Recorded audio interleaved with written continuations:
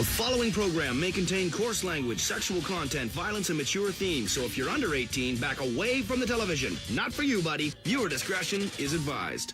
Izuku was walking home after being at school for 6 hours of his day. He had been looking forward to this day for a long while. His mother would finally be allowed to return back home since she was working for a while, and he couldn't help but smile when he entered his home to see the Christmas tree sitting in the corner of the living room. "Mom, I'm home," Izuku called out, as his mother returned his call from the kitchen. "Hey Izuku, I know that it's been a while since we celebrated Christmas, but I wanted to do something special for this year." "You've been seeing that Eureka girl, correct?" Inko Midoriya asked, as Izuku gained a blush on his face. I know that it seems like that, but I would prefer to just call her my friend," Izuku said, as Inko nodded. "Well, anyway, I invited her and her family here, as well as that Azui girl you talked about the other day," Inko said, as Izuku looked at her confused. "What are you talking about, Mom?" Izuku asked, as Inko thought about her answer before smirking at her son. "I know about that dream you had of her the other night," Inko said, as Izuku's face lost its red coloring and became paler than anything. Please don't tell her about it. We already have a pervert for a C classmate," Izuku called out, as he ran after his mother as she laughed in the kitchen. As time would pass over, Izuku would be seen sitting in front of the television as he pulled out a notebook to see if there was any new heroes on the scene on Christmas. But all he could see were the usual heroes who worked on this time of the year, and surprisingly it was Mirko as well as Ryukyu who were working together on a day such as this. Making a mental note about that for later, Izuku had thought about future endeavors about his life, a life where he can just be himself as well as possibly make sure that his family wouldn't die with him. That was when the door was knocked on, and as he ran over to the door, he opened the door to see a tall man with brown hair and some stubble around his chin and upper lip as he glared down at Izuku. Sir W, what did I do wrong?" Izuku asked as the man glared harder. "You aren't gloating to me at the fact you saved my daughter from the zero-pointer? At least from what my daughter told me you were very skittish in class. I can definitely see that. You are skittish as a person. My name is Dainji Eureka, my wife and daughter are coming up in the elevator right now. Mind letting me in for this invitation?" the man asked, changing his glare to a so look, causing the boy to loosen up. Sorry sir, come in." "Mom, the Eurekas are here," Izuku called out, as Dainji heard Inko's voice. "In the kitchen. Lead them into the living room. I will be out with some tea in a moment," Inko called out as Dainji entered the room. "What a lively home you got, you yell at your mother all the time, kid?" Dainji asked, as Izuku shook his head. I wouldn't ever do that. I just wanted tea to let her hear me since she is cooking," Izuku said, as Dainji had chuckled before patting the boy's hair. "Don't worry kid, I was just messing with you," the man said, as he felt Izuku freeze up before leaning into the touch. When the other two Eurekas had entered the home, they were sat on the couch with Okako sitting next to Izuku as the boy was in between his mother as well as Okako herself as she leaned more onto the boy. The parents were talking to one another, trying to see what the other was like according to the information their children gave about them to one another in school. Swiss to say both sets of parents were happy with their children's opinions of their respective parents. As Inko went out to cook once more, the door was knocked on again, as this time it was the mother who answered the door and met the parents of the Azui family. She was pleasantly surprised when she found a family of 6 entering her home. She was happy she was making a very large dinner since she knew she would be at least feeding 10 people. Ere introducing herself to the family, she went into the kitchen to cook once more with Izuku following ere her to assist in making the dinner. The Azui parents talked to the Urarikas as the children talked to one another before one of them got interested in looking into one of the bedrooms. Izuku heard a bedroom door opening as he heard a bunch of wows, causing him to freeze and run over to his bedroom to find 2 literal children and 2 classmates inside his room looking at his collection of All Might merchandise. Wow, I never knew that Midoriya was a rabid fan of All Might. This amount of merchandise puts my Mirko merch to shame. A small boy with black hair said, with similar features to Tsuyu.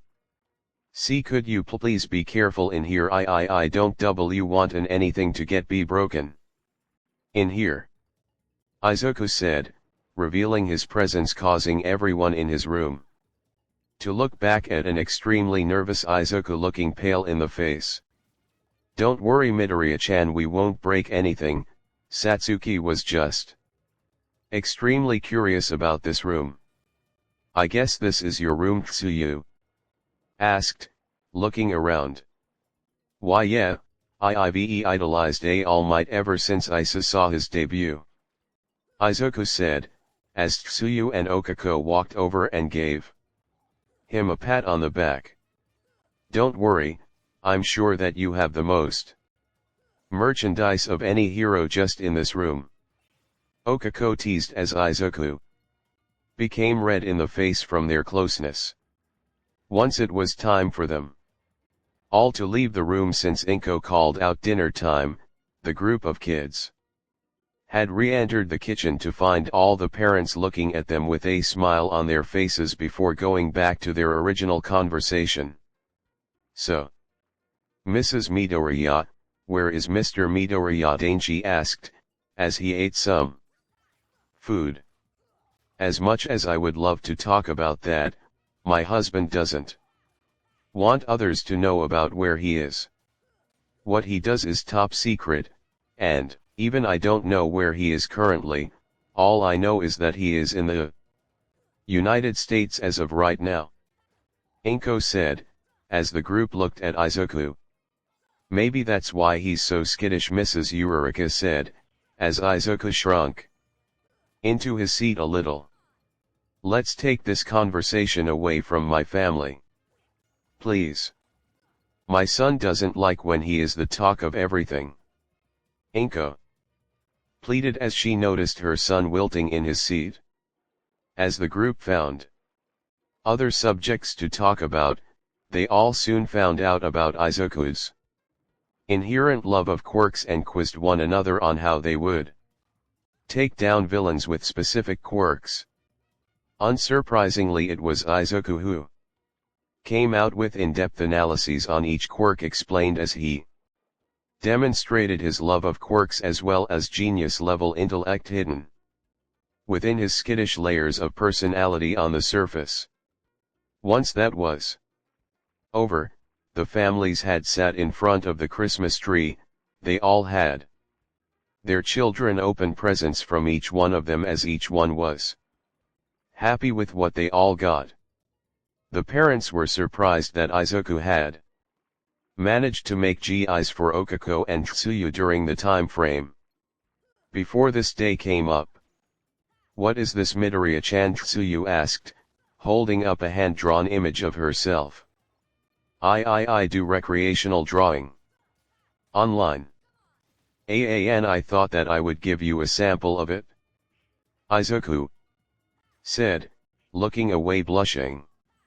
Okako had gotten the same thing as the parents of both students had looked at the admittedly lifelike images of their children in their hero suits during class as well as during certain situations for fighting villains, as well as what he believed they'd look like as an adult. Wow, these look beautiful. How do you know what we'd look like in the future? Okako asked, as she looked at her beautiful adult form.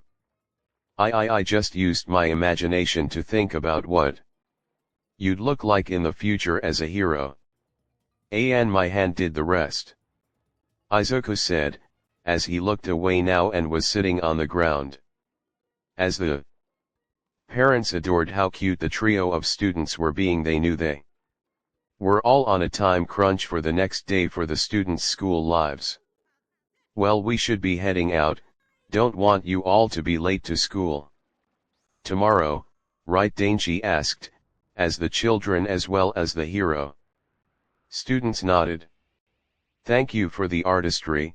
If you never wanted to become a hero, you should have become an artist, Mr. Ajui said, as Izuku nodded. Once everyone le the Midori is alone in their home again, Inko walked over to her son as she demanded him to show her all of his drawings he had done for people on the internet. As soon as he showed her everything he'd done, she was surprised that they were pro heroes asking for these kinds of images. Wow, Izuku, you been getting paid for this? Inko asked, as Izuku nodded. People have been asking me to do lewd images of them, but I refuse them outright. I don't want to objectify pro heroes. That isn't right, so I just accept those who want me to make certain images of them in their hero suits or in normal everyday wear. It helps people actually remember that heroes are people as well, Izuku said, not stuttering anymore as his mother nodded. I want you to make one of me one of these days, Izuku. That way I can always remember what I look like for the future, Inko said, as she smiled at the fact her son could help her out in the smallest minute amount. Sure thing, Mom. Actually, I had finished one of you. If you were a pro heroine like Mirko, Izuku said, pulling out an admittedly sexy image of his mother in a hero suit that would fit her perfectly and cater to her quirk in the perfect quality. Inko looked at the still image of a younger version of herself as she smiled down at it, likely some memories coming back from it as she looked at her son before pulling him into a hug. I love it, Izuku. I will hang it in my room. It will help me remember what I should strive to be like, Inko said, as Izuku smiled at her and returned the hug. They went to sleep that Christmas night with smiles on their faces, and Inko remembered a time when she had used to be a heroine for the world. Being tickled all night, Izuku was given enough time to fall asleep since his tickle bones were used all until he couldn't laugh anymore and were not itches. He had long fallen asleep since he ran out of his own voice to use and was now in a realm that was seemingly different from some that he had thought about in the past. Walking around the vast realm of his mind, he had seen a small memory of when he was a bit younger than he was currently. It was when he was around 4 years old, as he was moving about a small forest with his old friend Kiken. The young man now was more of an asshole who wouldn't leave him alone since he wanted to prove his strength against Izuku, but he felt happier about his life now. Compared to when he was 4, he watched as his younger self tried to help Kiken out of the small creek with a hand extended to assist. "Are you okay, Kiken?" the younger Izuku asked, as Izuku's older form stepped forward and passed through the memory.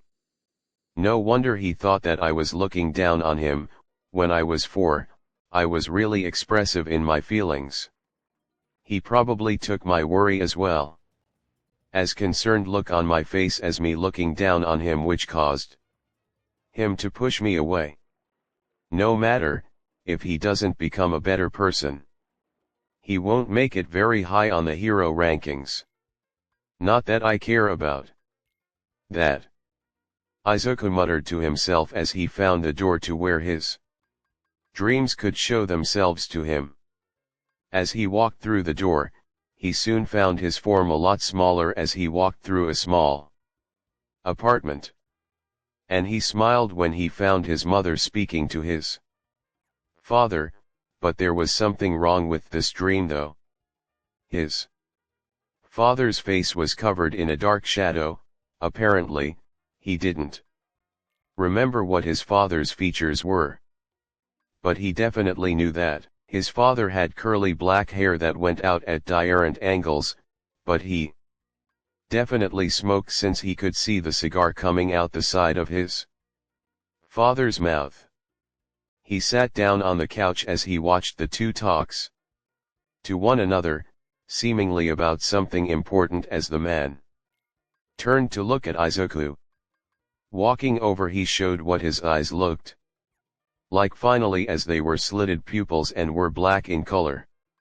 His sclera was a normal white, but with a yellow accent to it to show his slight mutation of looking akin to a dragon.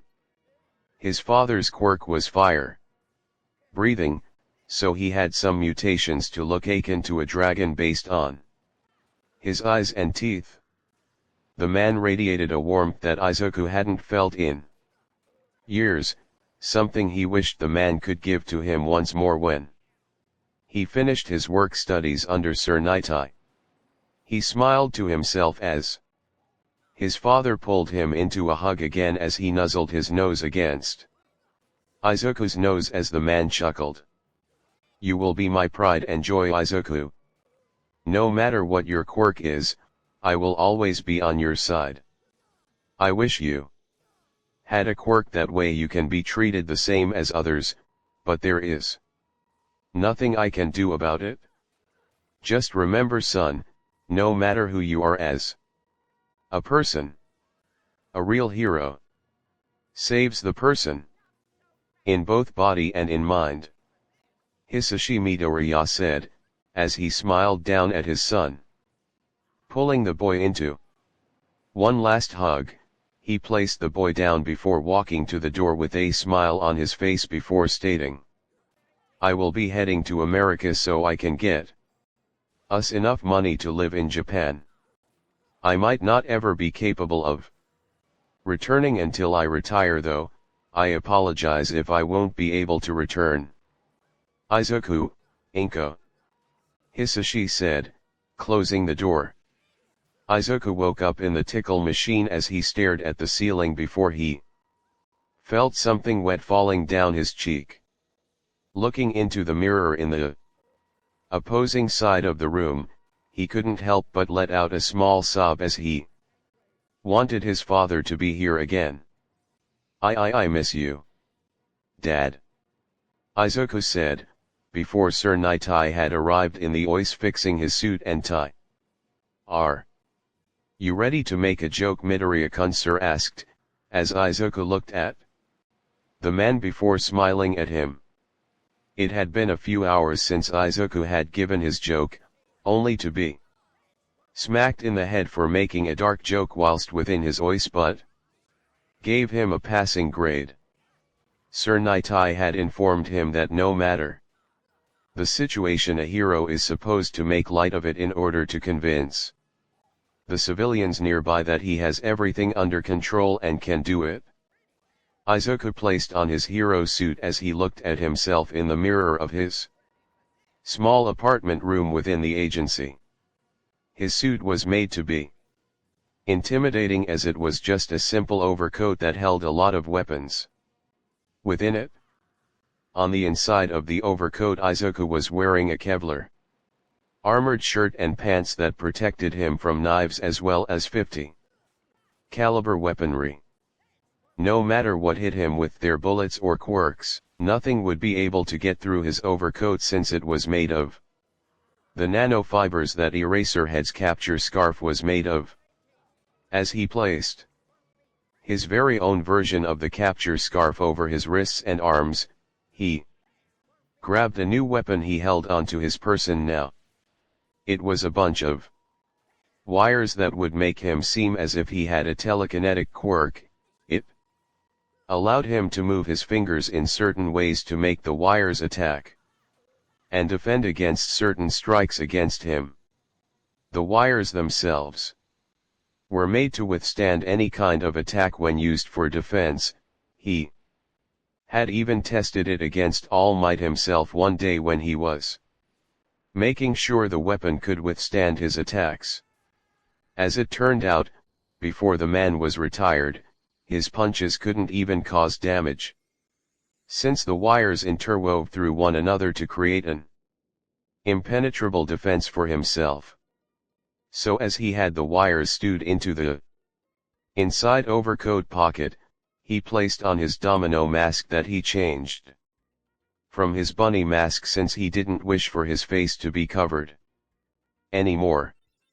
If Midnight can do it and get away in her civilian form, then he could too as a student in training. Leaving the small room, he met up with Mirio as the young man was wearing his Lemillion hero suit as he walked next to him.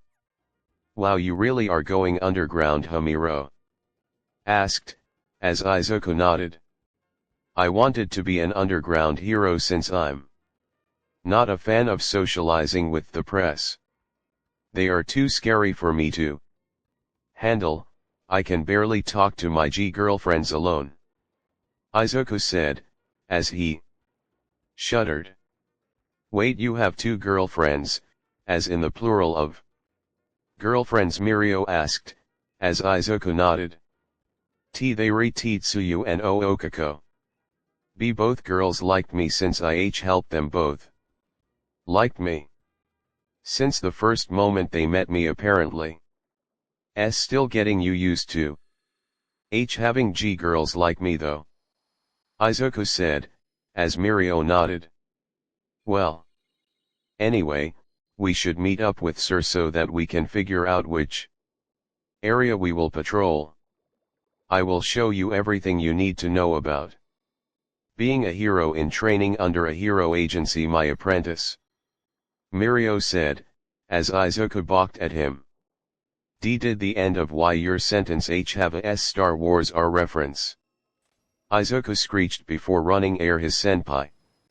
Izuku and Mirio were walking around the patrol route as Sir Nitai informed them that their mission is to find Kai Chisaki, a Yakuza leader who has been making trigger behind closed doors and has been seen with League of Villains members. Their mission was to find out if the League really was with the Yakuza at the moment, but the two were talking to one another as Mirio was informing Izuku about what the job of a sidekick was whilst on a work study. Their conversation eventually devolved to Mirio asking about how Izuku first met Okako and Tsuyu, and how their relationship had gotten to the point of them being in a three-way relationship. Izuku told him about how he met each one as he talked about their pros and cons, but that he might also have a kink where he liked to be dominated by the women of his life. Mirio laughed at his kink before stating that he was already in a relationship with Tamaki Amajiki of the Big Three. The indigo shy guy was really endearing to the outgoing All Might look-alike as he informed Izuku about the young man's ability to make himself seem really like a hero at times. Not to mention that they were engaged since they entered in their first year together. They wanted to have more friends, but because of Mirio and Tamaki's placement as one of the big three, they only made the friend of Nejire, as she was the only one who would talk to them. Because of her presence, she had managed to work together with the two of them as she became a new member of the big three. The two were enjoying their conversation when Izuku felt something collide with his LE leg, causing him to stumble slightly and turn to his LE. Sitting on the ground groaning solely was a small girl in an old hospital gown who had bandages that seemed really old on her arms and legs. She was getting her bearings as she looked up at him, revealing a small horn on the top LE of her face as well as beautiful red ruby eyes. But there was something about her eye color, as the young girl had shown him her terrified eyes before Izuku knelt before her, making himself appear as tall as the girl. "Hey, are you okay?" Izuku asked, as the girl ran up to him and clung to his overcoat. "Don't let him get me," the little girl said, as Izuku picked her up as he patted her back. As the girl was wondering why the young man in front of her was being so kind to her, all three individuals had heard a very condescending tone of voice from the alley. "Eri, what are you doing?" A very calm and condescending voice asked. The little girl stilled in Izuku's arms as he looked at the new arrival, and his entire mind had screeched to a halt as the man they were searching for had arrived right in front of him and Mirio. "Don't let go." The little girl, now known as Eri, pleaded with Izuku as he tightened his grip on her. "Sir, she appears to be fearful of you. Can you come with us to talk about why she feels this way?" Izuku asked, as the man visibly darkened his expression. "Reikari, what are you doing?" Mirio whispered, using Izuku's hero name. "I'm trying to see what happens next. If he truly doesn't want Eri to run away, he would show information about her." Izuku muttered solely. "She was just punished not too long ago. She doesn't like it when she doesn't get her way, don't you, Eri?" the man asked, as Izuku glared at the man. He was instilling fear into the child to make her want to flee from Izuku, and Izuku could play that game. "How about we talk down there and see what the problem was?" "Sir, if there is a problem with you, and what is Eri to you before I continue this sentence?" Izuku asked, as the man nodded. "I'm Kai Chisaki, I am her father. She just didn't like how I punished her. She also gets hurt all the time, which is why she is covered in bandages," Kai said, as Izuku nodded, not believing the lie at all. Mirio had stood next to Izuku as the two entered the alley with Kai before the man suddenly started to remove his glove, causing the girl to notice and wriggle out of his arms and run back to the man.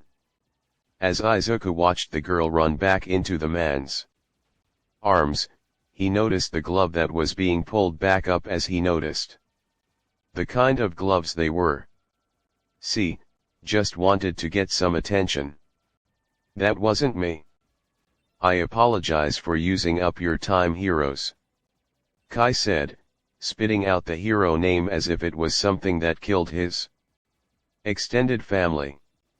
Izuku watched as the little girl stared at him, his eyes wide and greatly saddened, as he couldn't even save a little girl from the villain they were. Once they turned around the corner, Izuku watched the girl's face move from indifference back to being fearful as he growled a little. Once he and Mirio had left the alley, they called up their work studies mentor as he told them to return back to the agency and they can look back on everything that happened until that point. It was a few hours later that Izuku was standing in the workout area of the building as he was punching a punching bag as hard as he could, causing his knuckles to start to bleed from the amount of speed and force he was putting into each strike. Words of the past came back to haunt him.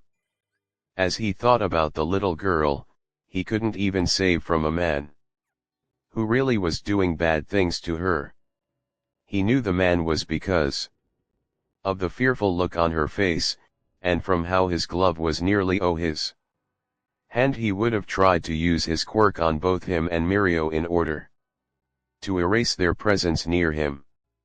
He had been in the room ever since he and Mirio had returned back to the agency, and he was not happy at all with the decision he was forced to do.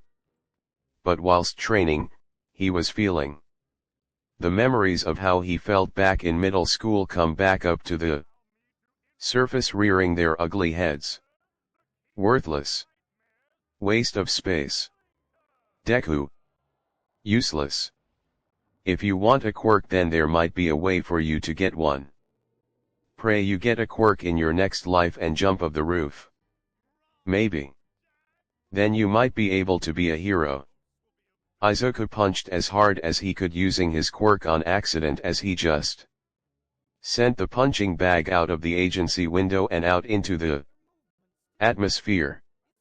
Hearing the glass break, some of the building's heroes and sidekicks had run into the room only to find Izuku panting near an open window, as well as tears streaming down his face as his eyes showed dark emotions coming from them.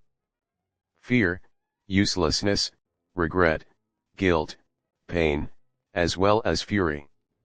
They moved away from him as Mirio and Sir had entered the room to find Izuku in a spot where he was unconsciously using his quirk at full power as his aura moved about him.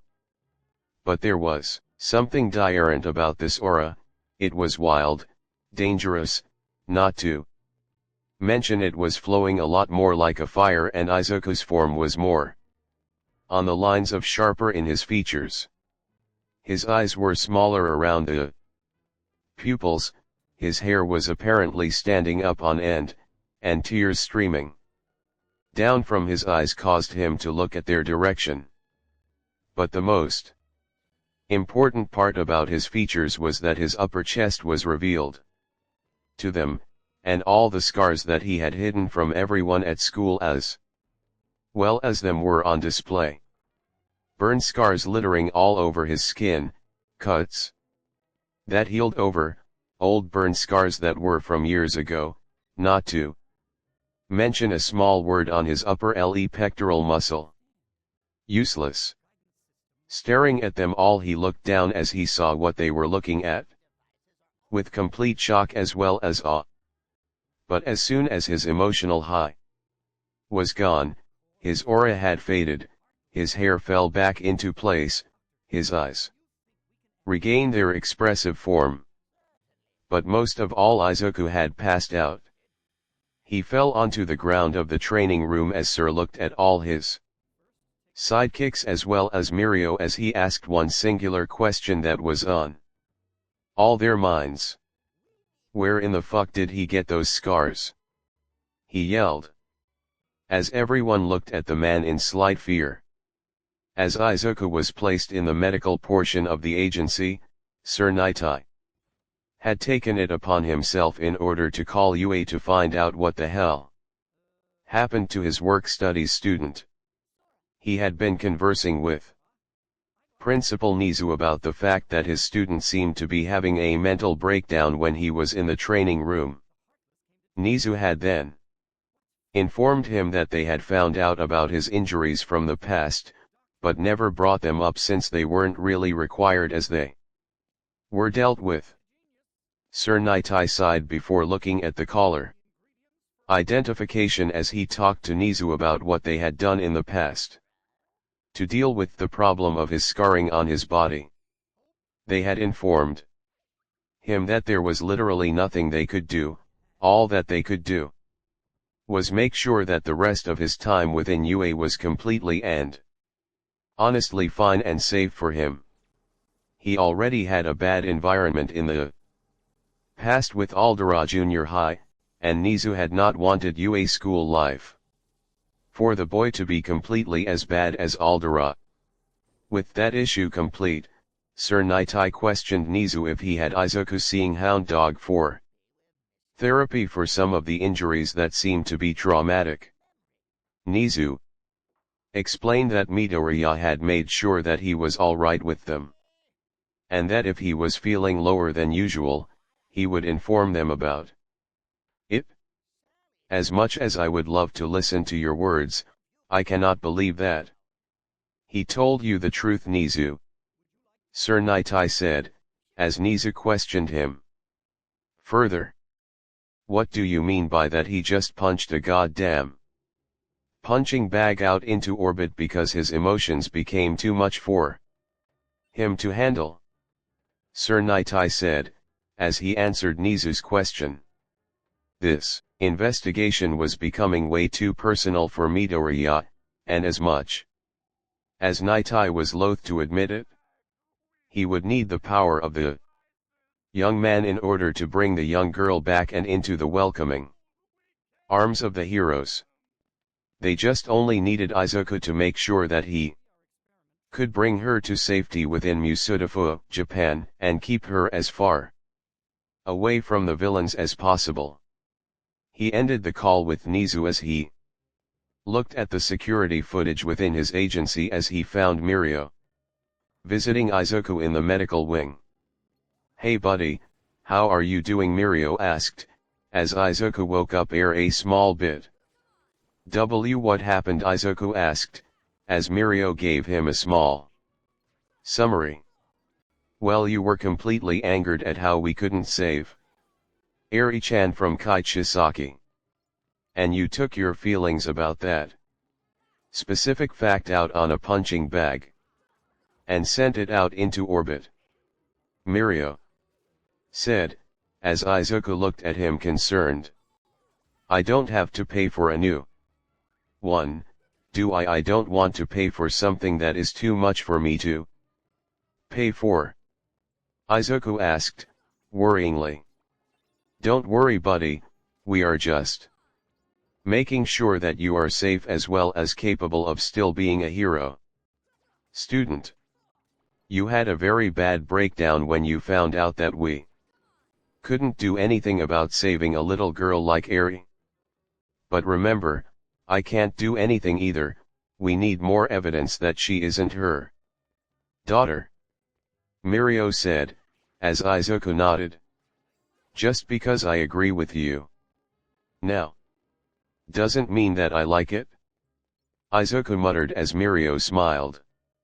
That's what I wanted to hear, but anyway, we will be having a meeting with other pro heroes soon. Sir gets his investigation done within the next week, so we can return back to UA in order to focus on our classes, Mirio said, helping the boy from his seat on the medical cot. Once they left the room, they had entered Izuku's small room and grabbed his clothes before walking out of the room and heading back to UA.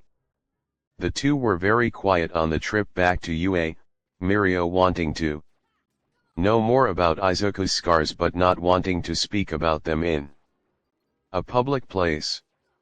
By the time they had arrived within the school grounds, they walked around the place as Mirio pulled him aside in order to ask him his question.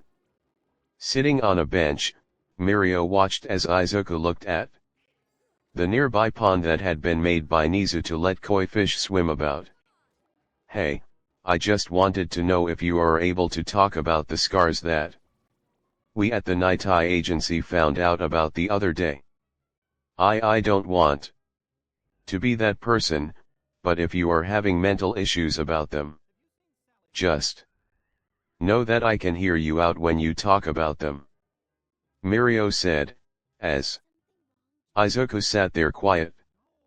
Letting out a sigh, Izuku pulled his shirt of his body as he looked at Mirio as the young man had stared at the scars once more. I got them when I was much younger than I am now.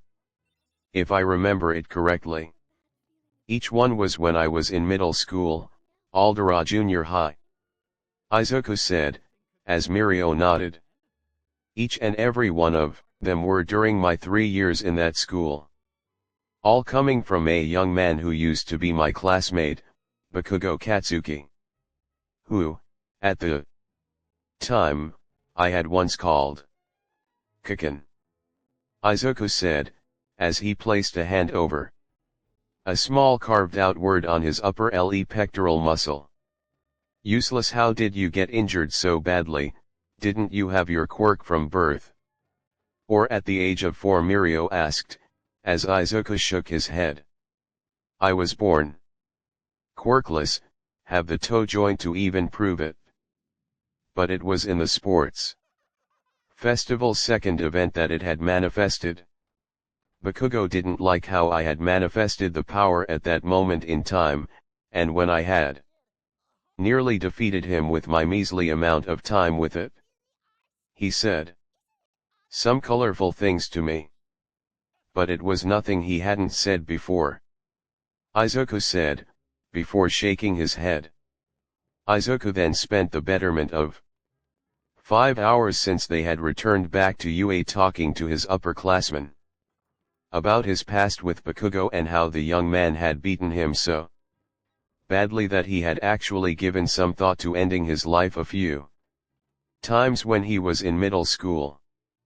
Mirio had stared at him in shock and horror as Izuku mentioned the suicidal thoughts that plagued him ever since he was in middle school until the first semester of UA.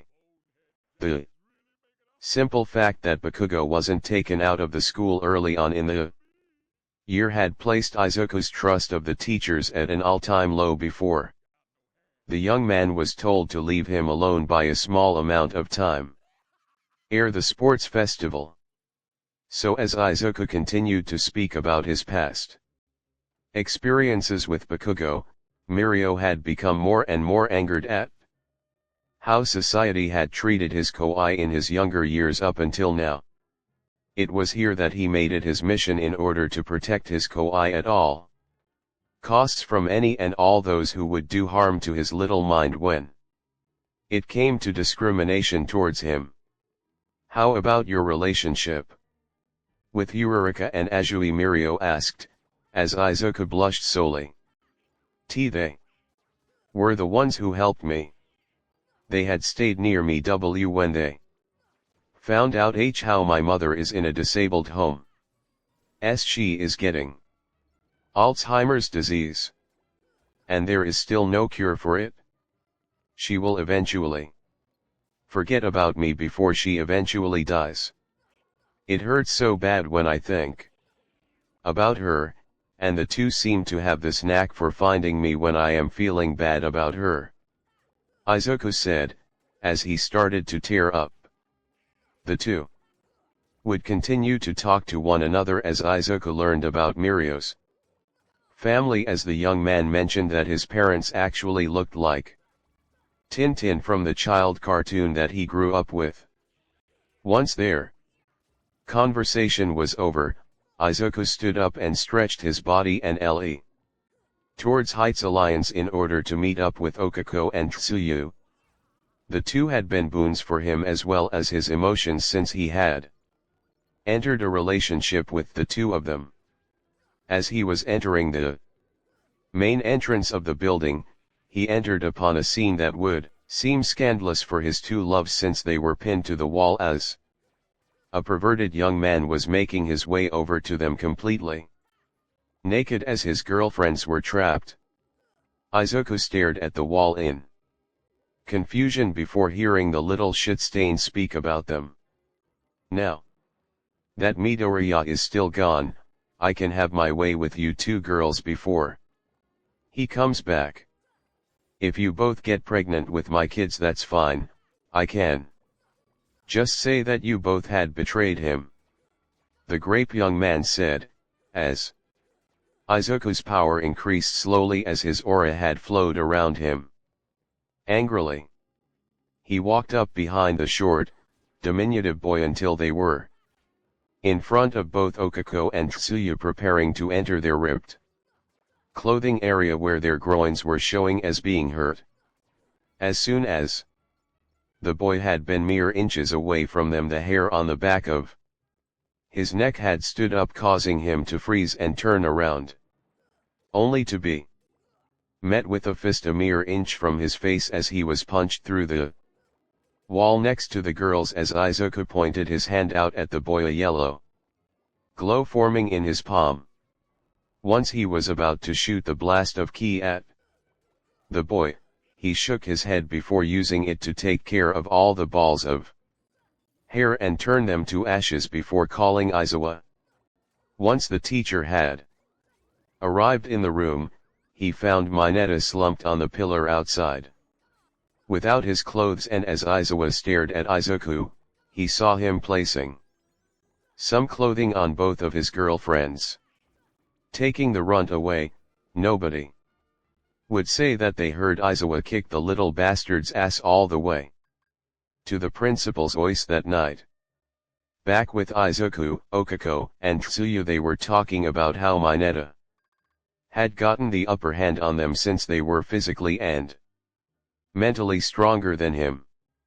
As it turned out, they were just caught off guard as the young man had appeared from around the corner throwing his hair balls at them, sticking them to the wall before nearly raping them.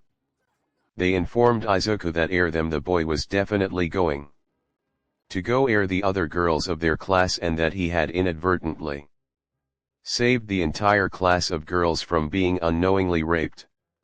It wasn't until the next morning that Class 1A had heard that their short, perverted classmate had been expelled from the school as a whole and placed in prison. It was then stated that the Mineta family had started a lawsuit against UA because they thought that their son was wrongfully charged, and that the girls of his class were just showing to him and caused him to act in such a way, and that they asked for it. It was a weird week since the Mineta family had disappeared from the town literally a few days later as if nothing happened.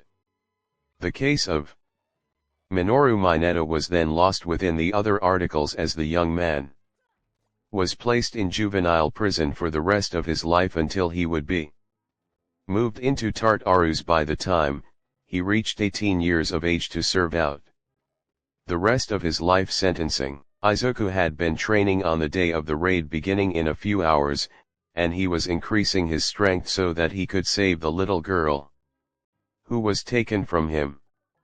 He had spent the entire time he was training trying to become stronger so that the little girl could be saved by him, and him alone. He was beginning to think about going rogue when Izuku had entered the training facility to see the young man punch a punching bag its hinges from the ceiling with sweat falling down his face. "Hey, Midoriya," Izuku said, as Izuku looked at his teacher. "The raid's happening today. Because of how close you are to the situation, I was tasked with keeping you in line.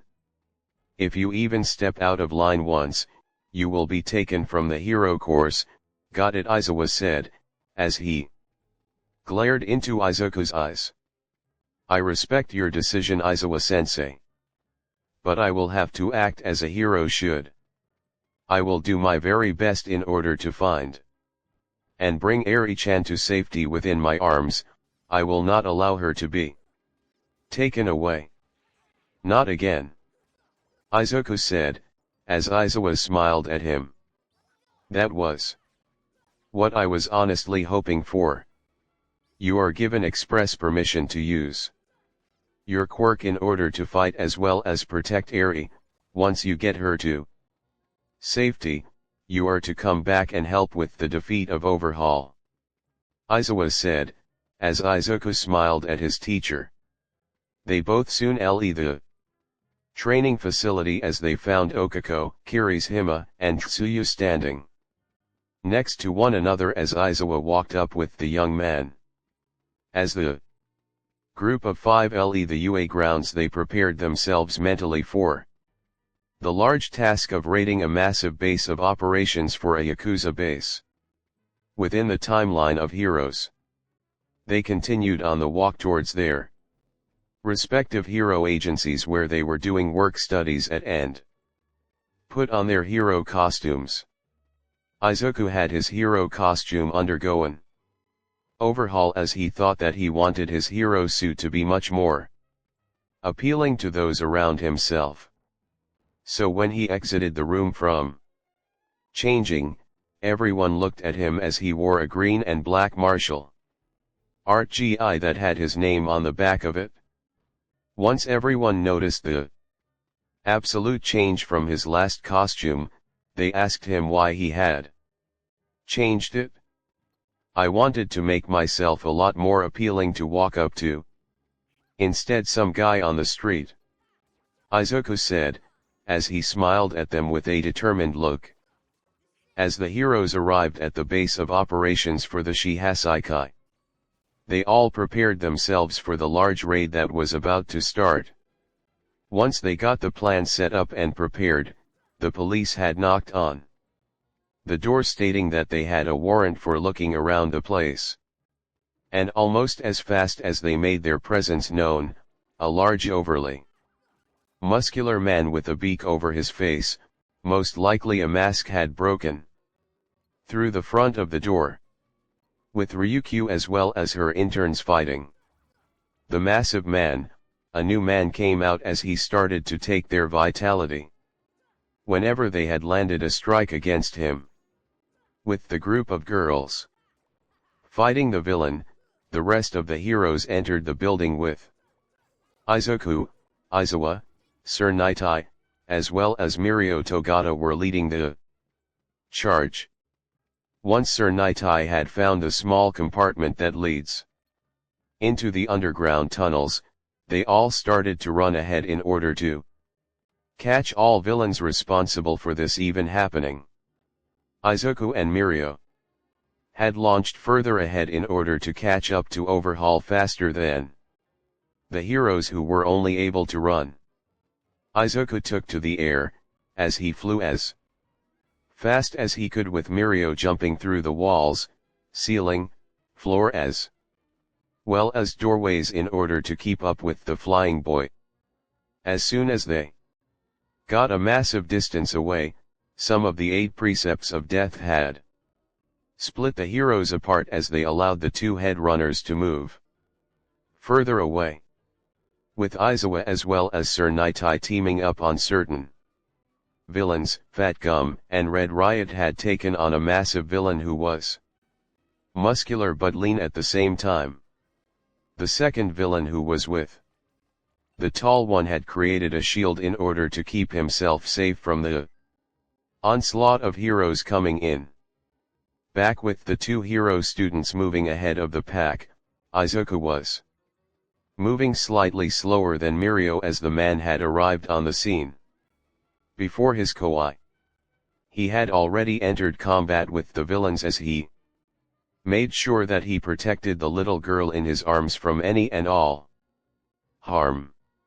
It wasn't much longer before Overhaul had entered the fight as Izuku broke through the wall nearby and entered combat with Overhaul, allowing Mirio time to escape. With Izuku being capable of fighting at long distance, he was constantly launching a key blast barrage at the villain as he kept an eye on the second one. Switching between the 2, he would be seen kicking the gun that the second villain had in his hand, and crush it with his key before moving back to Overhaul. What Izuku didn't know was that the second villain had another weapon that was fully loaded with bullets. And as Mirio had Le Izuku in favor of getting the girl to escape with him and get her to safety within the heroes outside, he couldn't help but feel a sense of foreboding with Izuku's presence fighting both dangerous criminals. With Izuku though, the young man was fighting as hard as he could as he kept pushing back Overhaul with his range as well as keeping an eye on the second villain. He knew that fighting at long range would cause him to forget about someone else at some point, so he entered close quarters combat with Overhaul. And as soon as he heard Overhaul scream at someone, Izuku noticed that they were preparing for something. So as fast as he could, he twisted his body around and hid behind Overhaul's own body as he heard the man grunt in slight pain. Once Izuku knew that it was safe to come out, Izuku punched the villain in the back, sending him into his ally. Once the young man was coming closer to the villain in question, he started to lower his guard when he noticed a small red bullet lying on the ground. His quirk's gone. This is my chance to bring him in without any kind of interference, Izuku thought to himself as he charged towards the villains on the ground. With Kirishima and Fat Gum, the two were having some slight issues with how they were fighting the two Yakuza members. The one who was providing a shield for the taller one, was proving to be a very annoying passive character as he kept protecting the taller villain who seemed to be getting just as angry with the interference.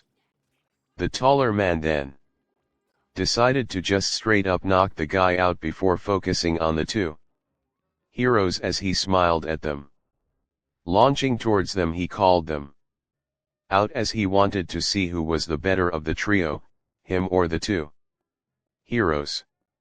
With Izawa as well as Sir Nitai, the two were dealing with a small army of twice clones as well as Toga, who was running around trying to attack them. It was becoming more and more impossible to find the girl, as she was hiding behind each and every single twice clone. With the two distracted with all the clones attacking them, Toga had come in for another strike against Izawa, but the man's experience in a fight allowed him to swing his capture scarf at the girl just in time to cause her to use it to fly around him. But that caused him to also get stabbed in the back, quite literally, as she jumped away from Izawa before the twice clones as well as Toga disappeared into the dark of the building.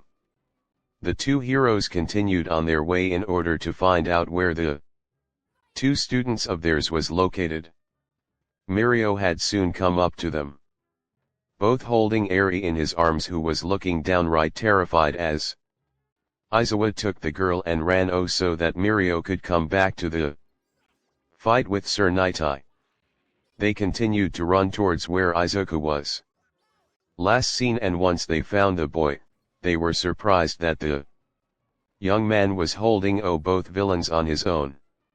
He had been switching between the two as they attacked him with their overwhelming strength as adults.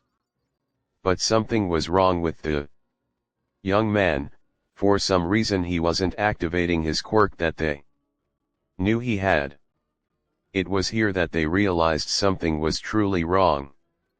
A few minutes before Sir Nitai as well as Mirio had arrived on the scene, Izuku was rushing to the villains. He was just about to be on top of them when one of them had opened their arms and shot out a red bullet from their arm. It smashed right into Izuku's chest as he sent a massive beam of energy at them.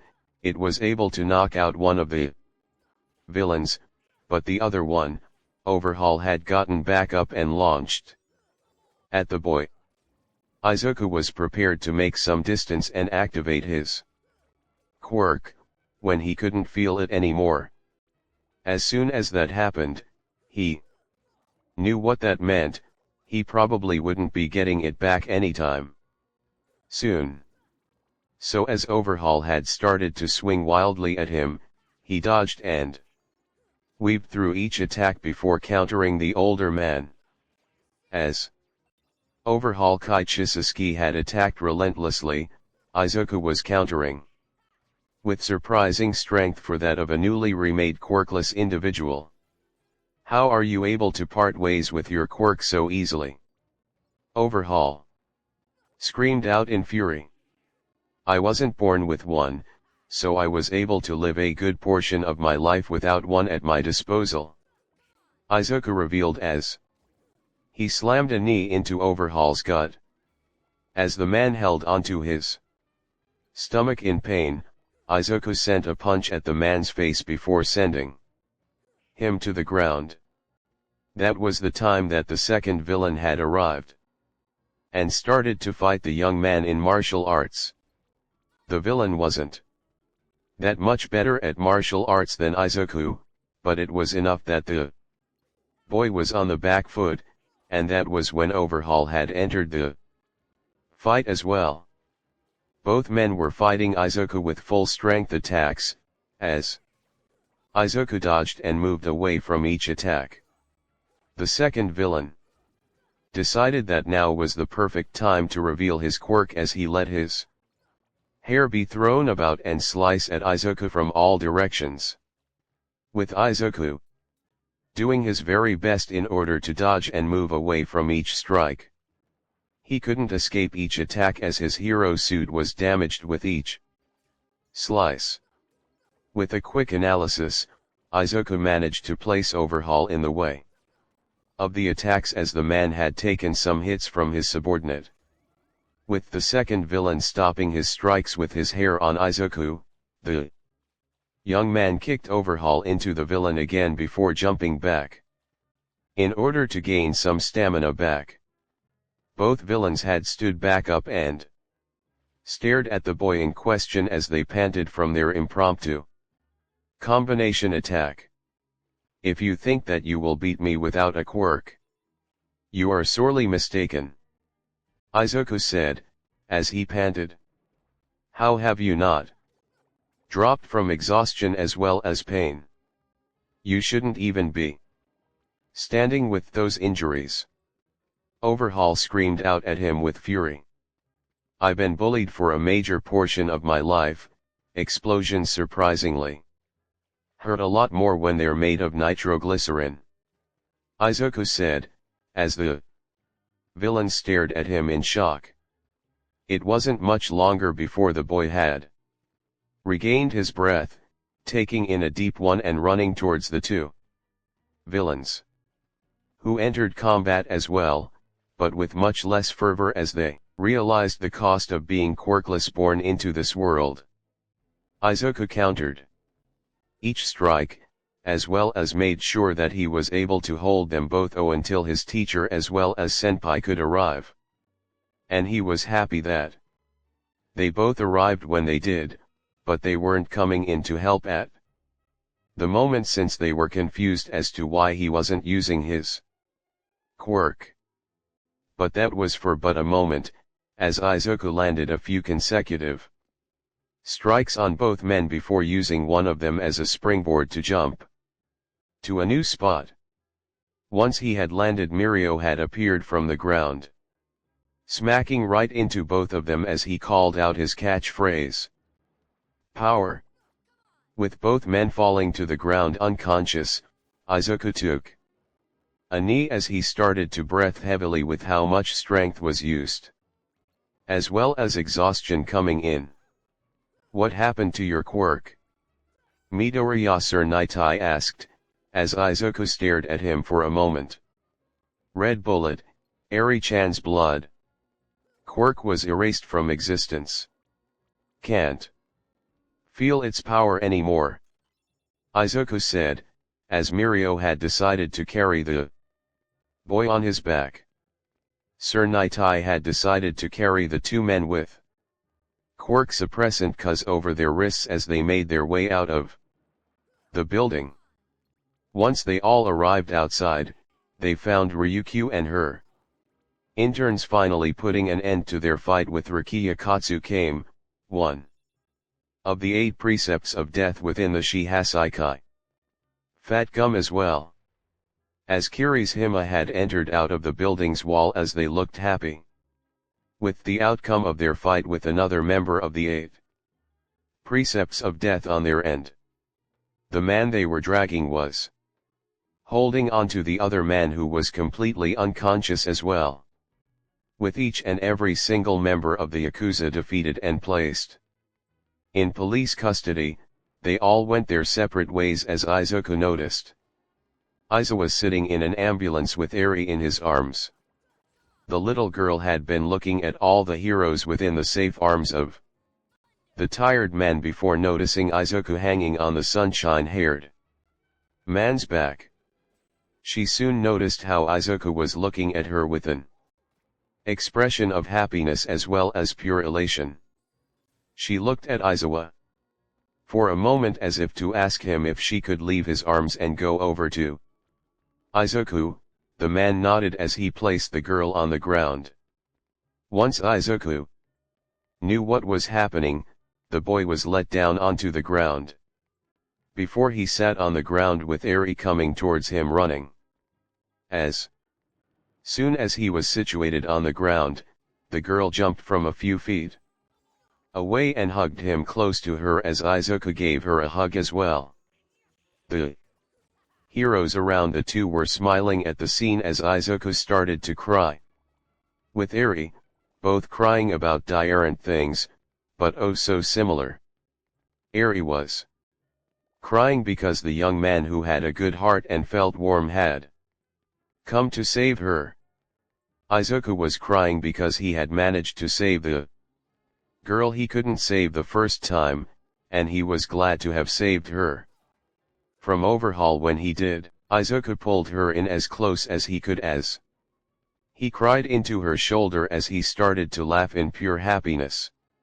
He had fully attained the dream he had always wanted ever since he was a child. He became a quirkless hero. Eri was sleeping within a hospital room in a nearby hospital not too far away from where the raid on the Shihasaikai had been. The reporters outside were trying to see if the heroes involved were ready to tell them all what had happened in the battle. Sir Nitai had been the only one to give a statement about the raid in general as well as inform them all about a provisional hero having lost their quirk in the fight. As soon as the technical vultures of the media had heard that one of the provisional hero students had lost their quirk, they had been hammering down which one had lost their quirk. And Sir Nitai had stated to them all that he would rather wish to keep quiet on that, just so that the person who lost their quirk doesn't need to talk to them. And once we look back into the hospital, we find Izuku sitting on a bed with a nurse overlooking his injuries as well as placing some bandages over him. Someone then decided to enter the room and look over at him as they gave the boy a small smile on their face when looking into their eyes. "Good job, problem child," the familiar voice called out, causing Izuku to look over. "Izuku-sensei," Izuku said, as the teacher walked over. "Inform me as to what happened when you fought that literal monster in human form," the homeroom teacher stated as Izuku went over all the details. He talked about how he entered the battle, trying to keep them from using the gun to shoot at both him and Eri-chan. Then how he used overhaul as a meat shield and made the man lose his own quirk as well. Then he talked about how he fought the right-hand man to overhaul in a martial arts battle before both him and Sir Nitai had shown up. "Can you use your quirk at this point in time?" Izuku questioned once more as Izuku concentrated his energy to see if he could find his quirk. But when he felt nothing, he wasn't filled with dread or sorrow. He was filled with acceptance. "I don't feel my quirk anymore, Izuku-sensei. But I don't think that I should continue moving around the world with a quirk that doesn't belong to me. It didn't show up early on in my own life, so I never got used to it. I only started training with it the sports festival, so I don't feel any kind of attachment to it anyway. I'm going to become the world's first quirkless hero, even if that means starting over once more. Izuku said, as he stared at his teacher with a determined glare. I wouldn't want anything less from my most problematic student. But that doesn't mean you can slack on your training ere you recover. Izuku said, ruling Izuku's hair as the boy chuckled. Izuku was sitting in his hospital bed as he started to draw some images of heroes that he could remember from memory. The hospital STA had given him some drawing utensils in order for the young man to pass the time and make sure he was completely comfortable within their place of work. The young man's body was recovering at a rapid pace since he was surprisingly not as injured as some of the other heroes on the raid. So as he continued to draw some heroes in specifics, he never heard the sound of the hospital door to his room open up, revealing a hero entering the room as if looking for someone. So this is where they were keeping the hero who took down Overhaul. I can't believe that he looks completely harmless, the hero said, causing Izuku to look up and see that it was Rocklock. Rocklock-san, what are you doing here? Izuku asked, looking concerned. I came here because of the fact that had it not been for you, as well as your sacrifice, Overhaul would have gotten away with what he had done to little Eri. The hero said, as Izuku smiled at him. It was nothing, anyone would have done the same thing as me. I was just doing what was right. How could I allow a man like Chisaki Kai do those things to Eri-chan whilst I could do something about it? Izuku said and ended with a question as Rocklock smiled. You are a really stubborn as well as mentally strong kid, you know that, Rocklock said, as Izuku pulled a notebook from seemingly out of nowhere. See, could I get your autograph? Izuku asked, pointing to the entry on the hero in question. The hero smiled before picking up the notebook and, looking at the entry, he couldn't help but laugh a little at how descriptive it was. Well, I'm certainly glad that you're not a villain, Rocklock said, as he signed the notebook.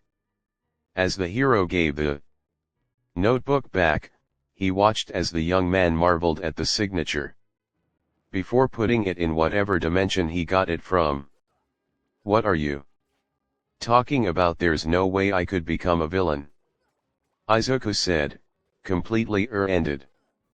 I'm stating that with all the information you have, I'm so glad you never decided to become a villain. If you know about all of our weaknesses as well as strengths, you wouldn't even be able to be defeated by any hero out there. Those notes are terrifyingly accurate, and had you gone down the villainous route instead of the heroic one, you would be unstoppable, Rocklock said, leaving the room. Izuku sat there on the bed looking morbidly confused, as he looked at his notes once more as he thought about them more seriously. Well, he does have a point.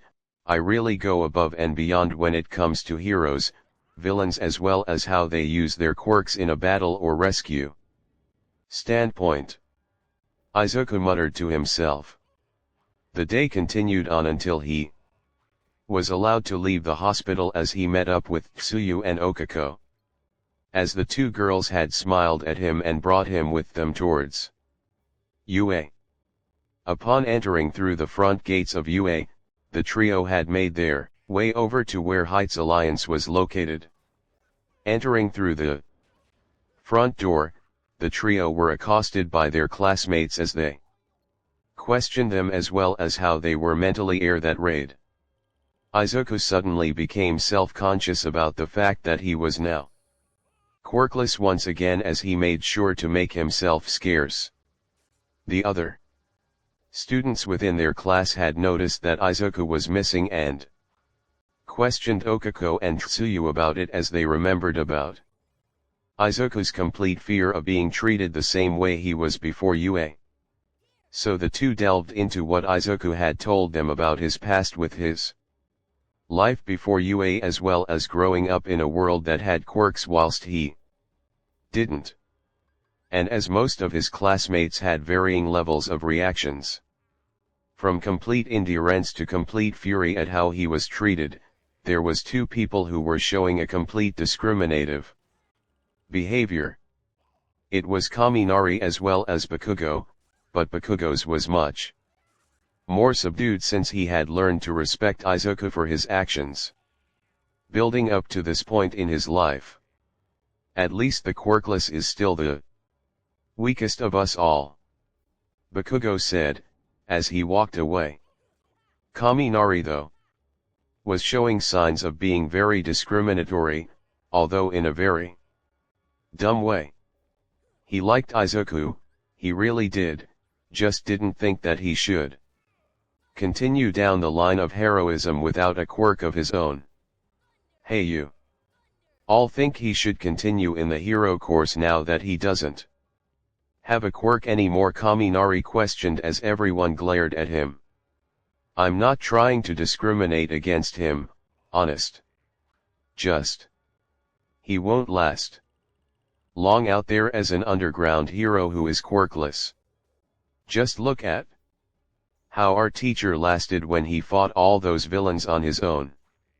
During the USJ, he had a quirk that could cancel out emitter type and transformation type quirks and fought quirkless. You saw what happened when he fought something similar to All Might in terms of strength, Kaminari said, supporting his claims. I think that Izuku should stay away from you, Kaminari-kun, Okako said, as she walked away with a horrible aura surrounding her. I think that you shouldn't hang out with me and Okako-chan, Kaminari-kun, Tsu said, as she walked near Okako. The other students in the room had listened to Kaminari as they also had some thoughts about it, but they never opened their mouths. But out of all the people who would smack Kaminari, everyone there, now that Izuku and his two girlfriends were gone, were surprised when Shoji had smacked Kaminari on the back of his head. Are you completely stupid, Kaminari-kun? You are discriminating against him even if you aren't trying to do so. Do you have any idea how bad it is for those who have no quirks in our society? Shoji questioned with a raised voice. No. I didn't mean to hurt anyone's feelings. I just think he should just move into an area where he can stay safe, Kaminari said, as Shoji just shook his head. From what I overheard from the trio talking as they made their way back to the dorms, Kaminari, Midoriya had managed to defeat two people who had dangerous quirks without his own. He used Overhaul as a meat shield to block one of the bullets that took his own quirk from him, and he fought the right-hand man to overhaul himself, Shoji said, as Kaminari looked at him confused.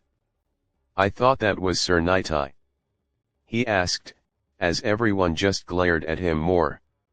Sir Nitai took the coverage away from Midobro because of the fact that he wants to become an underground hero. Midobro just doesn't want to do with anything regarding the media because of how horrible they can be towards someone, Kirishima said, as he shook his head at Kaminari. As we move back to where Izuku, Okako, and Tsuyu were located, we find the trio sitting on Izuku's bed as the young man was looking out the window with a fond look on his face. Are you alright, Izuku-chan? Tsu asked, as she stared at the seemingly mute Izuku. The boy merely nodded his head as he decided that now was the right time to just lay on his bed, taking his shirt and pants, leaving him in some adorable all-might boxers. Once he was under the covers, the girls had taken their own clothes and land next to Izuku in his bed as they all fell asleep within the boy's bed, both wrapping their arms around both him and the other as they transferred all the heat they could to Izuku. Over on Izuku's desk, in the middle of the night, we could see his phone going. It was vibrating as a small message was shown on the front screen talking about a certain hospital where his mother was located, with some very bad news shown on top of it. In all the years that Inko Midoriya could tell you about everything that happened building up to this point in her life, it was that she never expected for her son to develop a quirk totally different from both hers and her husband's own quirk factors. So seeing her son have a quirk that manipulated key energy from those old shows that he used to watch for fun as a child, it really made her happy. But since her memory of her baby boy was slowly being taken from her, she decided to hold onto a singular picture of Izuku. That was when he was a mere 4-year-old, since at this point that is all she could remember about her son. For her, it feels as though it were yesterday that her son was only 4 years old and had been told that he was quirkless. She wiped her eyes as she felt tears brimming to the surface. Her son had definitely gotten her tearful expression over the years, and she couldn't do anything to help him out when it came to preparing him for UA as well as becoming the world's first quirkless hero. But she didn't even need to do that anymore, since from what she saw on the news within the hospital she was currently living within had showed her son fighting 2 men without using his quirk. But the odd thing about it, both men fighting her son weren't using a quirk until the one with long blonde hair had started to throw his arrow-like hair at her son. She had never been prouder of her son, who had taken down the 2 thugs without his quirk when she watched him stand above the 2 with a fist pointed to the air. Izuku. I am so proud of you, Inko would mutter to herself. At this point in time, it hadn't been more than a few days since Izuku's work studies within Class 1A, and he had returned back to UA's campus. She wanted to see her son so badly but couldn't be due to how he still had classwork as well as other projects within the school that he should pay more attention to. Still, she could feel the last bits of her memory of her baby boy fading from her memory, and she called the doctor-nurse over to call up her son. It was time. When the doctor told her that they sent a message to her son, she was still looking out the window to her hospital bed with a sad smile on her face. If her son came here now, it would be the last time he would physically see her without being able to view her ever again. She couldn't even be happy seeing him one last time as she rubbed her eyes. Once more, she really missed her son. No matter how much her brain decided that now was the time for her to forget her own son, Alzheimer's was really a piece of shit. Just when her son was getting everything in his life and managing to get into the job of his lifetime, life just decided to remind him about how worthless he really was compared to others. No, Inko knows that her son isn't worthless.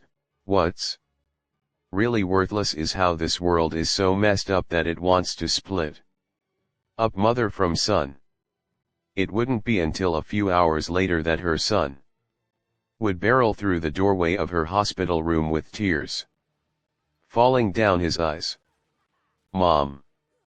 Izuku called out, as he ran over to her bed. Inko pulled her son into a hug as she brought his face into her shoulder. He was crying again as she rubbed circles over his back, tears brimming from her own eyes.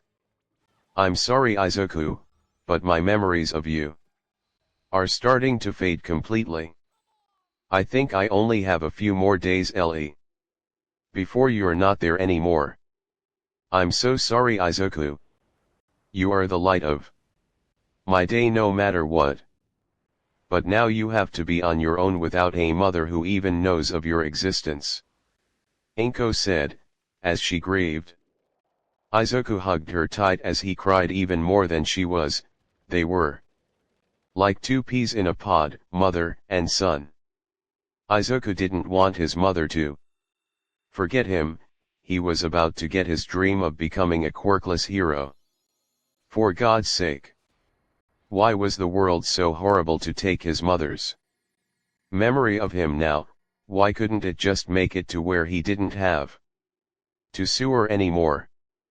Inko pulled herself away from her son one last time before planting a kiss over his head. The two would talk to one another. For the remaining amount of time Izuku had to spend with his mother, she would be placed inside a nursing home so that she could be kept alive as long as possible before she would have to be put down.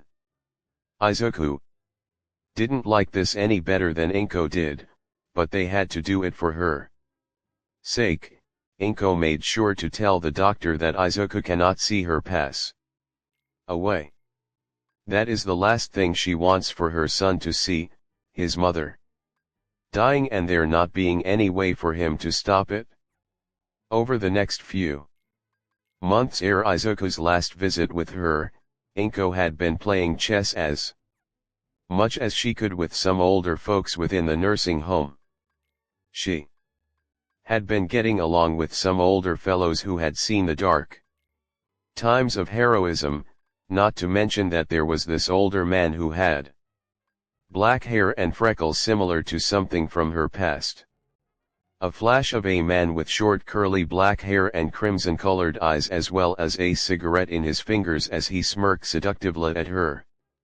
Shaking her head, she smiled at the older fellow as he sat down at her table as they started to play chess with one another. "Hello miss, my name is Hisashi Midoriya. Can I ask you your name?" he asked, as he stared at her with dulled crimson eyes. "My name is Inko Midoriya. Strange how we have the same last names," Inko said, as the two played some moves on the chessboard. "Strange that. I wonder if we used to be close in the past," Hisashi said, as he smiled at her. Inko stared at the smile as she thought about something she had thought she had forgotten in her past. A young boy with green hair like her, but his hair was curly like this man's. He also had freckles on his cheeks in the shape of diamonds. But as soon as the memory flashed for all but a moment, Inko had then realized something about the memory flash. The boy's smile was exactly the same as this man's. "Who are you?" Inko mumbled to herself, as the man looked at her confusedly. "I'm Hisashi Midoriya. Did you not hear me earlier?" Hisashi asked, confused. "I heard you, just a flash came to me. A boy with your hairstyle and my hair color with the same colored eyes as me. Just a bit more expressive," Inko said, as the two continued to play chess into the night. Over time, Inko would spend even more time with Hisashi as they played chess with one another. Sometimes Inko would win, other times Hisashi himself would win, but there was one constant in both of their lives within the nursing home. Both of them for some reason would get a brief flash of their past. whenever looking at one another in the eyes. As soon as the week was almost over for the both of them, it was then that it hit, every single memory that they had seemingly forgotten had rushed back at them. Both. For Inko specifically, it had shown every single memory she cherished from the moment her son's quirklessness wasn't a factor in anything. "Oh no! Someone help me!" a younger Inko called out, under a blanket. The door slammed open as a younger boy with the same features as her baby boy had busted through the door with a happy smile. "I am here." In an adorable voice her son smiled happily. Time would pass in these memories passing up, her son entering her home to see her standing at the door with shock evident on her face. Her son looking as though he had gotten out of a rough fight with multiple people, bruises all over his face as well as burns on his arms and legs. Mom, why doesn't people like me?" little Izuku asked. He was around 9 at the time. "Oh, Izuku, I'm so sorry. People don't like things they are afraid of, but Mommy doesn't know why people don't like you. I'm so sorry for everything that's been happening," Inko said, hugging her son as he cried in her hold. Even more time passed as we see a 12-year-old Izuku walking through the door with a sad expression over his face. In the years that the young boy had been growing, the world has shown its true colors to him as they had beaten him to Kingdom Come, and he couldn't even fight back. Inko urged her son to train hard to become stronger and learn self-defense, but even that didn't work since everyone preferred if a kid had a quirk to learn. But even when the boy had learned how to fight back, he was beaten even harder to where he couldn't even defend himself anymore. He had long given up on defending himself from bullies, and Inko had done her best to turn their home into a safe haven for them both. She was currently making katsudon, her son's favorite food at the moment, as she watched her son enter the kitchen. "I'm sorry for being late, Mom. Keikakan had to do something with me today," Izuku said, as Inko sighed in sadness. It seemed that the relationship between her son and Katsuki had gotten worse over time, and having the two separated caused the pain for the boy to get worse. Another few years pass by as we find Izuku sitting in a hospital chair next to his mother, and he is looking worse for wear. He has a sad smile on his face as he stares at her with a knowing look on his face as he stared at his mother for what would seem to be the last time. "I'm sorry that I couldn't help you, Mom. I am supposed to be a hero in training. How can I be a hero when I can't even save my own mother?" Izuku cried out, hugging his mother tight. "Izuku, being a hero doesn't mean that you can save everyone. That is an ideal you strive for, to save everyone from harm. It is impossible to save everyone from death or terrible illness. What you must do, Izuku, is make sure that nobody else can feel what you feel now with me and everything that has happened up until now," Inko said, as Izuku cried solely into her shoulder. As soon as the memories had passed by Inko, she looked at Hisashi as the man had stared at her as well. He had seemingly gotten the same memories as her, but on a different level, as she had placed a hand over her mouth. "It's been years since we had last seen one another, Hisashi. What happened?" Inko asked, as Hisashi growled. "Whoever placed us with Alzheimer's was a true bastard. I never got to see my son for the entire time he grew up. All this time, I thought I never had a son. And in reality, I had one who needed me to be there for him. I failed as a father. Hisashi said, as tears fell from his eyes. There is nothing we can do now but be there for him now. Inko said, as Hisashi nodded. Inko moved over to one of the nurses of the home and asked them to call her son, which caused them to look at her confusedly. What are you talking about, ma'am? They asked, looking concerned. My son's name is Izuku. Midoriya, can you tell me what happened to him? Inko asked, as the nurse had smiled at them. So I see that your Alzheimer's disease had dissipated. But we still need to do some more tests, just stay in this room for a bit, the nurse said, as both Inko and Hisashi entered. Walking down the hallway, the nurse who told the two parents to wait for them was pulling up a phone. Calling a local doctor, they told him about everything they had just witnessed as the doctor gave them the okay. The nurse had gone over to the phone to call UA Academy so that he could get the son of the Midoriya family to call him back and visit his mother and father. The phone rang for a few minutes before a chipper voice answered. Hello, this is Principal Nizu, how can I help you today?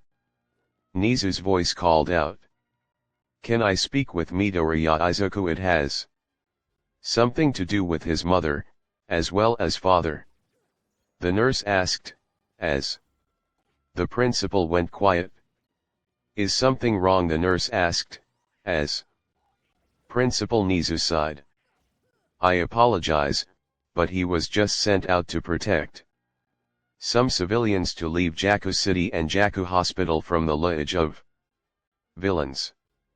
He will not be able to answer the phone until when the raids we have are over, Nizu said, as the nurse cursed internally. Well, when he has time, tell him that his parents had overcame their Alzheimer's disease, and that he can come to XXXX Me Avenue to see his parents, the nurse said, as Nizu gave an affirmative. Izuku stood in front of UA Academy as he looked much older than he was during the Yakuza raid. He had some stubble growing on his chin as well as some sideburns on his face as he stared at the building in front of him. He smiled to himself as memories of his life at the school came back to life as he thought about the life he lived within the school itself. The adventures he'd had over the last couple years of his time within UA as a whole, had shown him that as a quirkless individual he could become a hero. But the world just didn't deserve him being a hero for them in the first place, so he had long since decided to just stay away from the battlefield, changing professions to becoming a very good manager for heroes. It gave him peace to know that he controlled what heroes said on the job. It allowed him to show the hero's real side as well as tell the population of the world that certain heroes aren't gods to be desired or worshipped. He looked at the two rings on his LE hand as he smiled down at them, before hearing some movement ahead of himself. Staring up at the new arrival in front of himself, he could help but smile once again as he saw a young girl with black and brown hair smile at him as she rushed towards him. Izuku waited as the young girl ran at him and gave him a hug as she was pulled into the hug from him. You've certainly gotten better at hugs, Izumi, Izuku said, as he rubbed the girl's head. I know, Dad. But I can't help but show my appreciation for you. You helped me become the hero that I can be, Izumi said, as Izuku chuckled. Come on, you need to get to your class before it starts, Izuku said, patting her back. "What if I wanted to stay here with you a little longer?" Izumi asked, as Izuku shook his head. "A hero shouldn't wait for their class, they need to be around 10 minutes early. Because if they aren't arriving on the scene as fast as possible," Izuku said with a pause, "then that means a lot of civilians are dying or losing hope." Izumi said with a pout. "Don't get mad at me, just look at your mothers," Izuku said, as he let go of her. "Aren't you going to work here though?" "Dad?" Izumi asked. "No, I am still going to be working at the shop. I gained a very good ally to have on the market if I am to gain customers." "Izumi, head out to class. I have someone I wish to speak to," Izuku stated. As the girl left with a sad pout, Izuku walked through the halls of UA as he made his way towards the principal's office of the school. Entering through the doors of the school itself caused some bad memories to surface as he remembered the times when villains attacked. Letting out a sigh of sadness, he made his way to the principal's office door and knocked on it, hearing the person inside give a confirmation to come in. He opened it. In the seat where the principal was once Nizu, was an older man with graying hair and a black-colored iris. He stood taller than Izuku, but he was many times more intimidating due to his lazy posture. "So you've finally decided on a path to choose from, I take it?" the man asked, as Izuku chuckled. "I couldn't reject your ultimatum, sir. I'm greatly admirable to know that you are choosing me as your successor to the school. It really makes me feel happy to know that you trust me." "Enough for this," Izuku said, as he sat down. "Yeah, just make sure that whatever you do in this place, you make it better than I did." "Principal Nizu, the bastard of a rat, is still on vacation," the man said, as Izuku pulled out some koi. "Thanks, but can you tell me what your plans for the school Midoriya are?" the man asked. "My plans are to increase security around the school even more than you did, but make sure that the cameras are all around the school, with the exceptions of the bathrooms, and have more heroes patrolling around the school to prevent any more villain attacks." "How many failed attacks have you had on the school since you were placed as the principal, Izuku-kun?" Izuku asked, as the man laughed. "I could count the number on my hands, Midoriya. But that is beside the point. When do you think you can take the position from me?" he asked, seriously. "I can start that next week. I put in my 2-week notice with Hatsum-san last week," Izuku said, as Izuku nodded. "How did she take it?" he questioned. "She didn't take it well, thinking that you were taking her beloved building partner away from her." Izuku chuckled into a small laugh. "How are the misses?" he questioned with a smirk. "They're fine, showing great in the rankings as they are both nearing the top 10 already. It's hard to believe that it's only been around 10 years since the Yakuza raid," Izuku said, as Izuku leaned back in his chair. "You can say that again," Izuku said, as they thought back to the day Izuku switched out of the hero course. 2 days ere Yakuza raid. Izuku had been walking around UA as he thought about everything he'd done in the Yakuza raid with Okako and Tsuyu. The simple fact that he could take down the Yakuza's leader Overhaul without a quirk was showing that the Quirkless were not as weak as they were portrayed by everyone. It got to the point that those within the rankings of the meta Liberation Army, had tried to have him killed in the hospital. To which, that had gotten the police under Detective Tsukachi's reign to get a number on the MLA placement within Japan. The fact that the company had been a front for their cause that worked with UA in the past was very concerning. Deternat Industries was something that nobody had seen coming as someone to betray all of society. Not only that, but such a good support company was the cause of so much pain and suffering in Izuku's life that he couldn't believe it. It also made him wonder about what could have happened to Bakugo had he continued working with UA but was continuously quirkish towards him. Now that he entered the halls of UA, he made his way to his classroom with the two girls he'd come to learn how to love dearly. He stood at the front of the classroom as Izawa stood at the front next to him as he stared at the class of students who were staring at him confusedly. "All right class, Midoriya has an announcement to make to you all," Izawa said, before looking to him concerned. "I will be leaving Class 1A for the foreseeable future," Izuku said, as everyone stared at him in shock. "What? Why?" Tsu and Okako asked, in outrage. "Akan, Tsuchin. The HPSC have made it clear that a quirkless individual cannot become a hero. In fact, they had made it a rule that it's impossible for one to be created, any and all information about me taking down.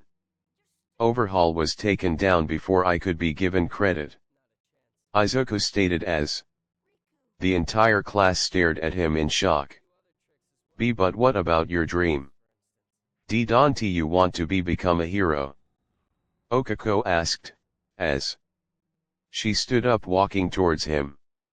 "I know that this isn't what I want, but at the same time, I will continuously be berated and talked down to by others since they won't believe I have a license.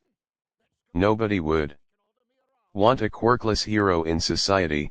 I showed everyone that a quirkless hero is possible, that I can live with," Izuku said, as Okako sat there, tears falling. Izuku took in a deep breath as he felt everything revolving around his dream fading away as he looked at the class. He remembered a conversation he had with his mother as she asked him if he wanted to do something for the heroes to make up for his lack of a quirk. And Izuku found later on that evening that he had a small knack for building items for heroes and heroines. Shaking the memory away, Izuku stared at the class as he smiled at them with the biggest one he could muster up. "I will be joining Class 1H as their newest support class student. So, I will be seeing you all during lunch as well as the sports festivals in the upcoming years. Keep training, because I will be keeping myself in shape," Izuku said, before leaving the class. Izuku walked away from the classroom, and for the remainder of the day he hung out with Hatsum as he made sure to keep her from causing all sorts of chaos. Something that he reveled in happiness as he was able to express his love of quirks that seemed to mesh really well with the young woman. And over the next 2 years of their time within UA, Izuku, Tsuyu, and Okako had increased their small relationship by one person. Hatsum ended up joining their little polycule as they had learned that Izuku had earned some feelings towards the girl which was reciprocated. He was moving to head outside of the school at the moment when Izawa came up behind him with a small grunt. Turning around, Izuku found the man looking at the lowering sun in the distance as he looked at him as cherry blossoms flew past him.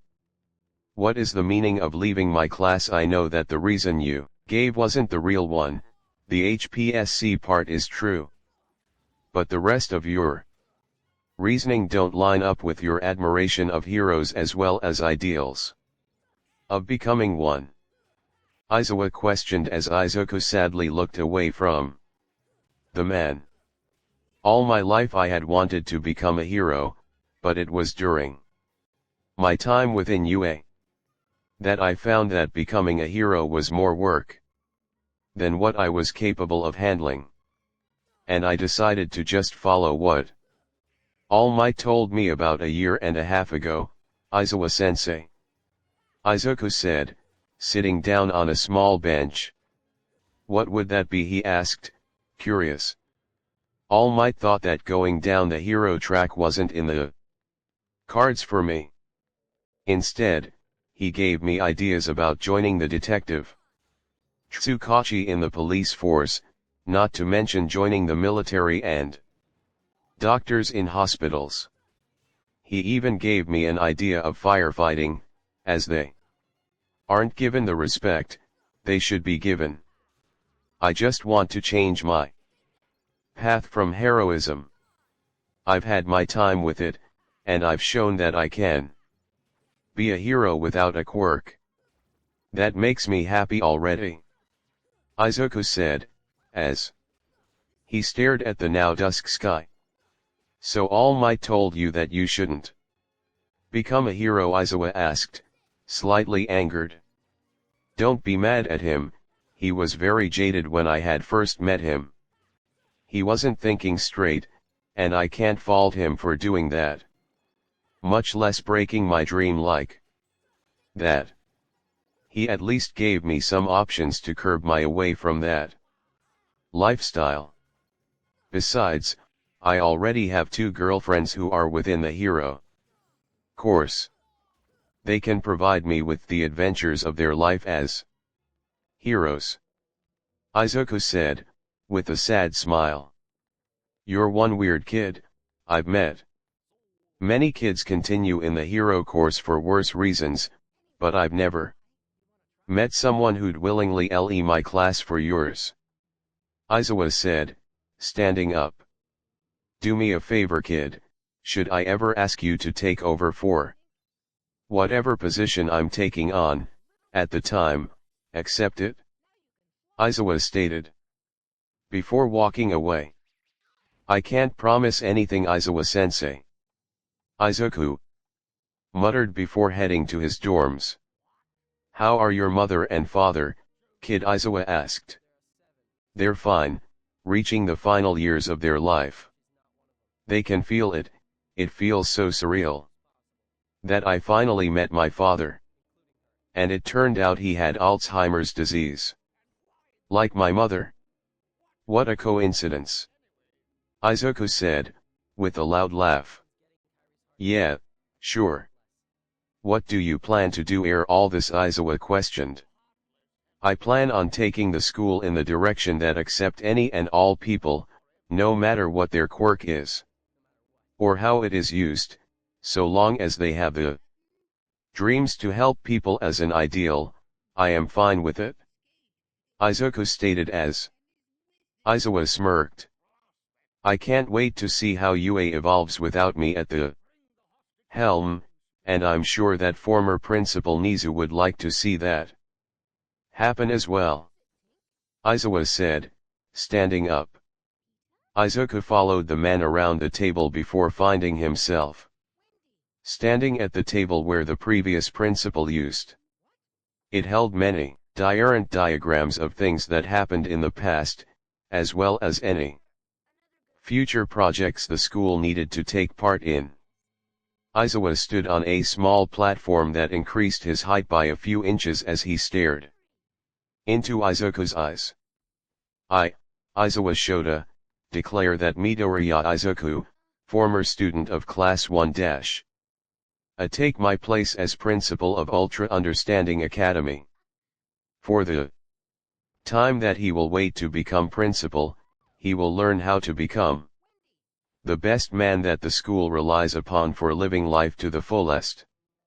And for any threat that comes towards him in the future, he will remain around 500 steps ahead of the threat that comes.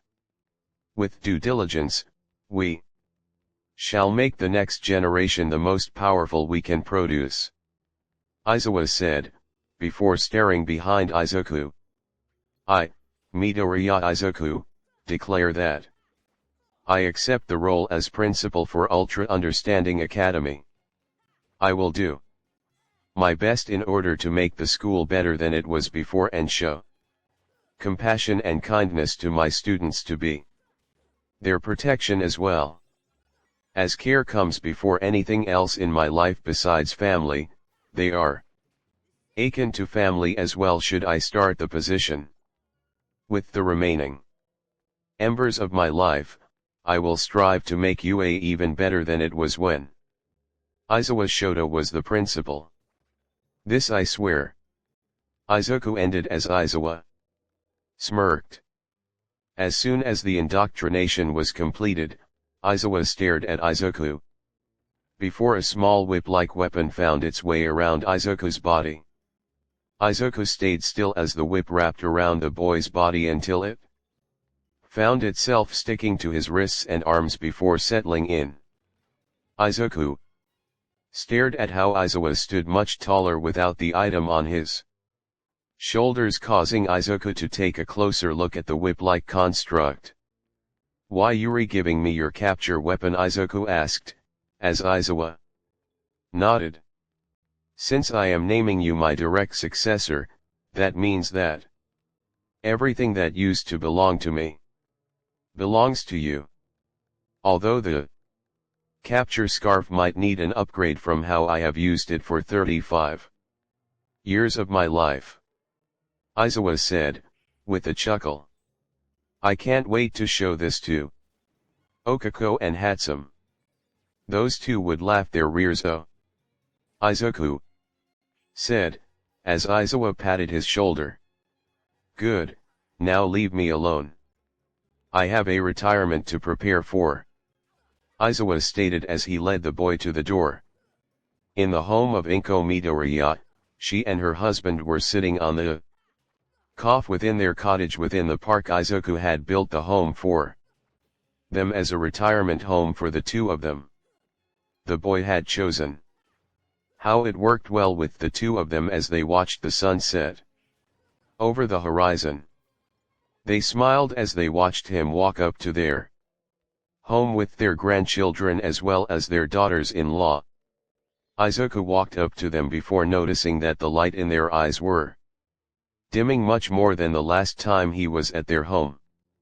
"It's happening soon, isn't it?" Izuku asked, as both parents smiled. "Don't worry about us, brat, we will be fine. When we pass from this world, there is another one just begging to be explored," Hisashi said, with a fire-breathing laugh. "I think you're going senile, Dad, but if that is what you believe, I can't wait to hear about it when I join you both in the future," Izuku said, as he hugged the two of them. "How much longer do you think you all will stay this time?" Izuku Inko asked. "About as long as you both want," Izuku replied with a smile. "You see, Hisashi, this is why I love Izuku so much.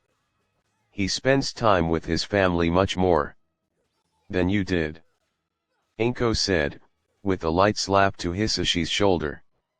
"Don't anger me, woman, I was there when he was born," Hisashi said, with a chuckle. Izuku sat near the two as they watched the sunset of the horizon as the two parents of Izuku slowly dipped their heads. Hisashi though had one thing to say to his son as Inko closed her eyes for the final time of her life. "Izuku, cough. My time has come," Hisashi said, mimicking a movie character. "Really, Dad?" impersonating Master Oogway, Izuku asked, with a small chuckle. "Let me have my fun. It's been really fun, kid. I'm glad that I got to know you before this happened." Hisashi said, pulling Izuku into a hug. Is it bad that I don't want you and mom to go? Izuku asked, his facade finally breaking. No, it's what you do with that determines it, Hisashi said, as he stood up from his spot on the bench. What are you doing? Izuku asked, as Hisashi smirked. I won't be going out without a fight. If death is wanting me, I will make sure that it is a good spar with my son, Hisashi said, as Izuku smiled. Sure thing, Dad, Izuku said, entering a combat stance. That's it? Hisashi retorted, entering his own. The two stood across from one another as a small wind picked up, cherry blossom leaves moving through the wind. And within seconds, the two in a burst of speed, rushed at one another with an arm pulled back as they screamed out, causing everyone to look at them. As the two entered combat, Okako, Tsu, and Hatsum watched as the wind moved their hair away from their eyes. Father and son clashed in the middle as tiny gusts of wind exited their palm and fist respectively, showing their strength alone, disappearing from sight, for the kids, and reappearing on the field. They clashed with their palm and fist many times over. But when Hisashi reached Izuku first during one of the clashes, Izuku had swung his leg out and slammed it into his father's chest, sending the old man to the ground in a tiny crater. Izuku rushed to his father to make sure that he was all right, but felt tears rush from his eyes when he saw the man. He laid on the ground with a happy smile on his face as his fire breath was constantly blowing out into the wind around himself, burning his corpse in a way that he thought would be the perfect way to go out.